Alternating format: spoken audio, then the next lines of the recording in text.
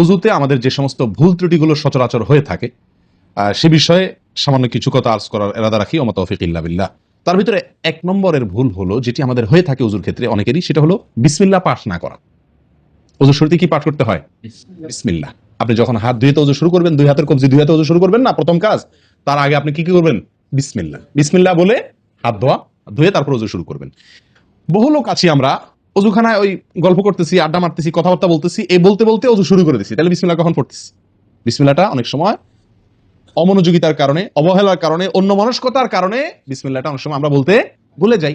অথচ এই বিসমিল্লাহ পাঠ করা অজুর শুরুতে অনেক বিশেষজ্ঞ আলেমের মতে ফরজ। অনেকে বলেন বিসমিল্লাহ পাঠ না করলে অজুই হবে না, আপনি যদি ভুলে বাদ দেন অজু হলো না। যদিও সংখ্যাগরিষ্ঠ আমাদের মতে এটা না, তাদের মতে বিসমিল্লাহ পাঠ করা এটা অজুর সুন্নাহ। এটা হলো অজুর কি? সুন্নাহ। এটা আপনি যদি বিসমিল্লাহ বলে যদি অজু শুরু করেন, তাহলে অজুটার ভিতরে পূর্ণাঙ্গতা আসলো। অজুটার ভিতরে কি আসলো? পূর্ণাঙ্গতা আসলো। অজুটার ভিতরে অজুটা আপনার হৃষ্টপুষ্ট হলো। এই অজুতে ইনশাআল্লাহ আপনার সালাত পূর্ণাঙ্গ হবে, যে সালাত আপনাকে জান্নাতে নিয়ে যাবে ইনশাআল্লাহ। দ্বিতীয় যে ভুলটি হয় ভাই, 100-তে 99 জনের বলবো, তার চেয়ে বেশি হতে পারে, হাজারের ভিতরে 10 জন মানুষের হয় কিনা আমার সন্দেহ আছে, এই কাজটা সঠিকভাবে করতে পারি না। সেটা হলো অজুর সময় মেসওয়াক করা। অজুর সময় কি করা ভাই? মেসওয়াক করা। এটি এত গুরুত্বপূর্ণ সুন্নাহ যে নবী সাল্লাল্লাহু আলাইহি ওয়াসাল্লাম বলেছেন, বুখারীর হাদিস, লাউলা আন আশুক্কা আলা উম্মতি লা আমারতুহুম বিসওয়াকি ইনদা কুল্লি ওযু। বুখারীর হাদিস। নবী সাল্লাল্লাহু আলাইহি ওয়াসাল্লাম বলেন, আমার উম্মতের জন্য যদি কঠিন না হতো, তাদের জন্য কষ্টের কারণ না হতো, তাহলে আমি তাদেরকে বাধ্যতামূলক করে দিতাম, ফরজ করে দিতাম কি? প্রত্যেক অজুর সময় মেসওয়াক করা। প্রত্যেক অজুর সময় মেসওয়াক করা, এটা বাধ্যতা করে দিতাম যদি তাদের কষ্টের কারণ। কারণ বাধ্যতামূলক করে দিলে তখন এটা তাদের জন্য, প্রতি ওয়াক্তে মেসওয়াক করাটা তাদের জন্য বাধ্যতামূলক হয়ে গেলে এটা ছাড়া অজু হতো না, তখন তারা বিপদে পড়ে যেত, বেশি কষ্ট হয়ে যেত। অজুতে যদি এখন মনে করেন 10টা 15টা 20টা ফরজ নবী সাল্লাল্লাহু আলাইহি ওয়াসাল্লাম ঠিক করে দিন, তাহলে 20টা 15টা 20টা 25টা ফরজ আদায় করে অজু করা একটু কষ্ট হয়ে যেত না? 5 বার দৈনিক একটু আমাদের জন্য ঝামেলা হয়ে যেত কিনা?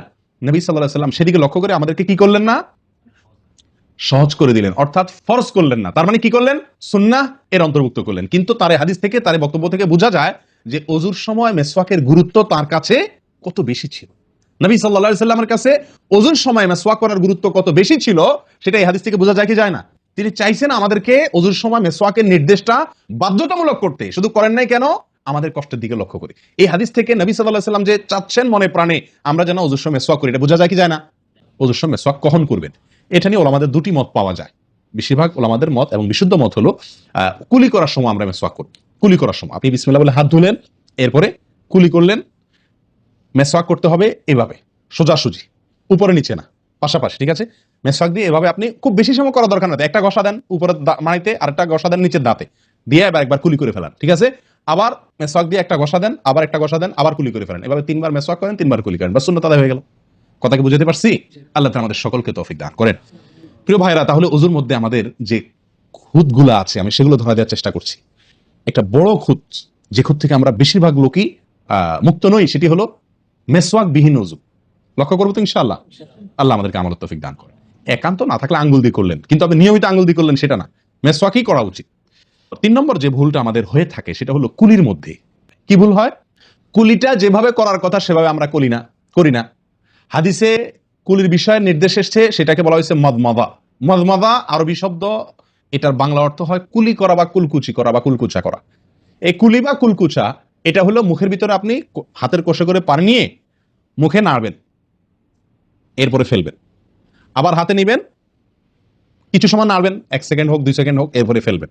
এটা হলো কুলি বা কুলকুচা। আমরা বেশিরভাগ সময় এরকম করি আলহামদুলিল্লাহ। যখন ব্যস্ত থাকি, যখন হুলস্থুল থাকে, কোনো সময় কোনো কাজের তাড়া থাকে, তখন অনেক সময় আমরা কি করি? হয় কি না হয় না? মুখে নিলাম আর ঢাললাম, মুখে নিলাম আর ঢাললাম। আমি জানি না আপনাদের হয় কিনা এরকম। আমি দেখছি এরকম অনেক সময় হয়। আপনারা একমত কিনা? নিলাম মানে ব্যস্ততার কারণে, হয়তো জামাত শেষ হয়ে যাচ্ছে বা অন্য কোনো কারণ আছে, অথবা দেরিতে আসছি, তো তখন মুখের ভিতর নেওয়া আর ফেলাও, নেওয়াও আর ফেলাও, এতে কুলি হবে না। হাদিসে যে কুলির নির্দেশ আসছে সেই কুলি হবে না। এটা মুখে পানি দিলেন আর বাইর করলেন, এটাতে কুলি হইতে হলে আপনাকে মুখে পানি দিবেন, নাড়বেন। ভাই কুলিটা কেন করতে বলা হয়েছে? মুখের ভেতরটা কি করার জন্য? পরিষ্কার করার জন্য। আপনি যদি মুখে পানি নেন আর বাইর করেন, তাহলে কি মুখ পরিষ্কার হবে? আপনাকে তো মিনিমাম 1-2 সেকেন্ড হলেও নাড়তে হবে জিনিসটা, পানিটা, তাহলে আপনার মুখটা কি হবে? পরিষ্কার বা পরিচ্ছন্ন হবে। আল্লাহ তাআলা আমাদেরকে আমলের তৌফিক দান করেন। নাম্বার 4, নাকে পানি দেওয়া। দেখেন একটা একটা করে দেখেন, প্রত্যেকটাতে ত্রুটি আছে, আল্লাহুল মুস্তাআন। নাকে পানি দেওয়া। নাকে পানি দেওয়ার যে নির্দেশ আসছে হাদিসে, এটাকে বলা হয় ইস্তেনশাক। ইস্তেনশাক, ইস্তেনশাক আরবি ব্যাকরণ অনুযায়ী এটা বাবে ইস্তিফআলের মাসদার বা ক্রিয়ামূল, যেটার মধ্যে এক্সট্রা ভাবে টানা আকর্ষণ করার অর্থ যার মর্মের ভিতরে আছে। তো ইস্তেনশাক শব্দের মূল অর্থ হলো পানি টানা, নাকে পানি টানা। আমরা নাকে পানি টানি না, দেইও না। ধান খেতে পানি দেওয়া হয়, আর লাল শাকের খেতে পানি ছিটানো হয়, ঠিক না ঠিক? লাল শাক বা মূলার শাকের খেতে পানি ছিটানো হয়, আর ধান খাত বেশিরভাগ ইরি ধান ইত্যাদি এই সমস্ত ধান খেতে পানি দেওয়া হয়। তাহলে দেওয়া আর ছিটানো বেশ কম আছে কি নাই? একটা হলো দেওয়া, একটা হলো ছিটানো, আর একটা হলো টানা। টানা হলো এ ক্লাসের অজুতে নাকে পানি টানবেন, বি ক্লাসের অজুতে নাকে পানি দিবেন, থার্ড ক্লাসের অজুতে নাকে পানি ছিটাবেন। আমি কি বুঝতে পারছি? তো আমরা বেশিরভাগ লোক থার্ড ক্লাসের অজু, সারা জীবন থার্ড ক্লাসের অজু করি। আপনি থার্ড ক্লাসের অজু করে আপনি জান্নাতে যাবেন? ফার্স্ট ক্লাসে থাকাও তো যাইতে কঠিন হয়ে যায়। আপনি থার্ড ক্লাসের অজু করে কিভাবে আপনি সালাতের খুলবেন, তালা খুলবেন, কিভাবে আপনি জান্নাতে যাবেন? অতএব ভাই, এই নাকে পানি দেওয়ার বিষয়ে সাবধান থাকতে হবে। দেখুন, নিয়ম হলো আপনি হাতের কোষে পানি নিয়ে নাকে ধরলেন, নাকে ধরে হালকা কি করবেন? টান দিবেন, হালকা টান দিবেন, হালকা টান। কারণ একটু জোরে টান হয়ে গেলে সেটা কি হয়ে যাবে? নাকের তালুতে উঠবে, আপনার কষ্টের কারণ হবে। শরীর তো আপনাকে কষ্ট দিতে চায় না। নাকে পানি দেওয়ার উদ্দেশ্য হলো নাকের ভেতরের যে ময়লাগুলা, ধারে কাছে যে ময়লাগুলো আছে, এগুলো যেন পরিষ্কার হয়ে যায়। আল্লাহর দরবারে দাঁড়াবো পরিচ্ছন্ন হয়ে, পবিত্র হয়ে। এটা যদি আপনি করতে কষ্ট হয়, টান দিলে, আপনি আস্তে টান দিলে উপরে উঠে যায়, তো দরকার নেই। তাহলে আপনি কি করেন? নাকে পানি দেন। নাকে পানি কিভাবে দিবেন? নাকটাকে অন্তত পানির মধ্যে কি করে রাখেন? চুবাই রাখেন। যতদূর সম্ভব ততদূর পানিটা, এই নরম অংশটা তত নিতে হবে, আপনি উপরে উঠানোর দরকার নেই। আমি কি বুঝতে পারছি? এটা একটা ত্রুটি হয় উজুর ক্ষেত্রে। এরপর আসি আরেকটি গুরুত্বপূর্ণ আমল যেটি হয় না, বা আরেকটি ত্রুটি উজুতে, সেটি হলো আঙ্গুল খেলাল না করা। উজুতে কি না করা? আঙ্গুল খেলাল না করা। আঙ্গুল খেলাল হলো হাত এবং পায়ের আঙ্গুলের যে চিপাগুলো আছে, এই চিপাগুলোতে পানি পৌঁছানোর জন্য, পানি পৌঁছানোটা নিশ্চিত করার জন্য কি করতে হবে? এক হাতের আঙ্গুলকে অন্য হাতের আঙ্গুলের চিপায় ঢুকায়া এভাবে কি করতে হবে? একটু হালকা নাড়তে হবে, যাতে করে জায়গাটাতে, চিপাটাতে পানি গেছে এটা কারণ এই চিপাগুলোতে পানি নাও যেতে পারে শুকিয়ে থাকার কারণে। তা আপনি যদি একটু নাড়া দেন পানির ভিজা আঙ্গুল দিয়া, তাহলে ইনশাল্লাহ ওখানে পানি পৌঁছানোটা মোটামুটি নিশ্চিত হয়ে যাবে, ঠিক না ঠিক? পায়ের আঙ্গুল কিভাবে করবেন? পায়ের আঙ্গুল তো আর এক আঙ্গুল অন্য পায়ের আঙ্গুল ঢুকাতে পারবেন না। সেটা করবেন হলো, অন্য হাদিসে আসছে, এই যে কোন আঙ্গুল আছে না, কোন আঙ্গুল দিয়া সব চিপাগুলোতে কি করবেন? ঘষা দিবেন। কোন আঙ্গুল দিয়া আপনার সব পায়ের আঙ্গুল চিপাগুলোতে ঘষা দিবেন। ভাই, আরেকটি বড় ভুল, এটাও বিশাল বড় ভুল, সেটা হলো পানি অপচয় করা।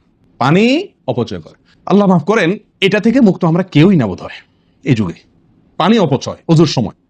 ভাই, আমাদের অজুতে কত পানি লাগে? আপনি যদি, আমরা তো বেশিরভাগ লোক এখন ট্যাপে উজু করি না, আপনি যে ট্যাপটা ব্যবহার করেন, ওই ট্যাপের নিচে যদি একটা কি রাখেন, বালতি রেখে দেন, আপনি উজু করার শেষে লক্ষ্য করে দেখেন, একটা খালি বালতি যদি রাখেন, কি পরিমাণ পানি পড়বে আনুমানিক? প্রায় এক বালতির মতো হয়ে যাবে না? 50-100 জন লোকের উজুর পানি এটা। নবী সাল্লাল্লাহু আলাইহি সাল্লামের উজুর পানির পরিমাণটুকু হাদিসে আসছে ভাই। এক গ্লাস পরিমাণ পানি দিয়ে তার কি হয়ে যেত? উজু হয়ে যেত। এক গ্লাস পানির প্রয়োজন হতো না নবী সাল্লাল্লাহু আলাইহি সাল্লামের উজুতে, গোটা উজুতে। আর সেখানে এক গ্লাস তো আমাদের শুধু কিসেই লাগে? হাত ধুতেও এক গ্লাস হয় কিনা সন্দেহ, এক হাতেও হয় কিনা এক গ্লাস ধুতে সন্দেহ। ভাই, হাসির বিষয় না, এটা খুব জঘন্য অপরাধ, জঘন্য অপরাধ। আল্লাহ সুবহানাহু ওয়া তাআলা কোরআন কারীমের ভিতরে কি বলেছেন? ইন্নাল মুবাযযিরিনা কানু ইখওয়ানাশ শায়াতিন, শয়তানের ভাই। হারাম পানি অপচয় করা। সবচেয়ে উত্তম, সবচেয়ে ভালো হয় ভাই, আপনি যদি সম্ভব হয় বদনা বা কোনো জগ ইত্যাদিতে, মগ ইত্যাদিতে আপনি উজু করেন, সবচেয়ে ভালো। টেপের মধ্যেই বেশি একটা মগ রেখে দিলেন, ওইটা দিয়া ঢেলে ঢেলে আপনি উজু করেন, তাহলে পানি অপচয় হওয়ার সম্ভাবনা সবচাইতে কম। ট্যাপ ছেড়ে দিয়ে যে আমরা উজু করি, আমরা যেভাবে উজু করার কথা বলছি, এই যে মেসওয়াক করতে হবে, এরপরে কুলি করতে হবে, নাকে পানি দিতে হবে, আবার নাক ঝাড়তে হবে, এই কাজগুলো করতে একটা গ্যাপ হয় না? গ্যাপ, এই গ্যাপের সময় যদি আপনি টেপে উজু করতেই হয়, তাহলে গ্যাপের সময় টেপ বন্ধ করতে হবে। প্রচুর পরিমাণ পানি আমরা অপচয় করি উজু করার সময়, যেটা আমাদের উজুর সৌন্দর্যকে নষ্ট করে, উজুর গুণগত মানকে নষ্ট করে দেয়। আসুন সুন্দরভাবে উজু করার স্বার্থে এই ভুলগুলো থেকে মুক্ত থাকার চেষ্টা করি। আল্লাহ আমাদের সকলকে আমল তৌফিক দান করেন। ওয়া আখিরু দাওয়ানা আলহামদুলিল্লাহি রাব্বিল আলামিন। আসসালামু আলাইকুম ওয়া রাহমাতুল্লাহি ওয়া বারাকাতুহু।